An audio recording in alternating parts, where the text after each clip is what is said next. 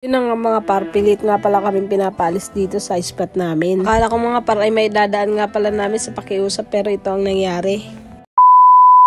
Jeez! Linaw na pagpalis sa'yo dito. Lumapit na si Sir Bing dito. Magkwento ka naman, mapaalam ka na naman. Sabi nga niya sa akin, Pupwesto pa dapat kami dito mga par kasi sabi ni nanay pwede naman daw basta magpaalam. Pero sumunod nga pala sa amin sila kuya. May mga asosasyon nga daw pala sila ditong binuo pero hindi na daw sila magpapapasok. Kaya paniguradang mapipilitan kami maghanap ng ibang pwesto. Lahat nga pala kami nagtitinda sa side na to ay pinagbawalan din. Kaya di bale ang gusto nilang mangyari ay walang matitira dito talaga. Hindi talaga namin alam kung anong pinaka-exact na dahilan nila. Panigurado mga par kung makakapagpwesto naman kami dito ay hindi banda dito. Baka doon naman sa malayo na hindi nila kita. Nakakapanghinayang din tong pwesto namin na to mga par. Nakakalungkot lang kasi hindi na kami makakapagpwesto dito.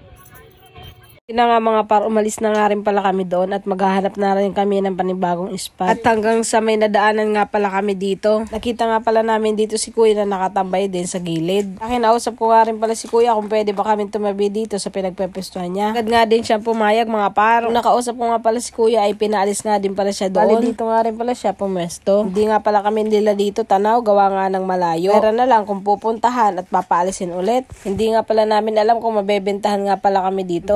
Tambayan talaga ng mga tao mga par ay doon sa pinagpepestuhan namin. Bali nagbabaka sakali nga lang din pala kami dito mga par. Yun lang, salamat sa panunod.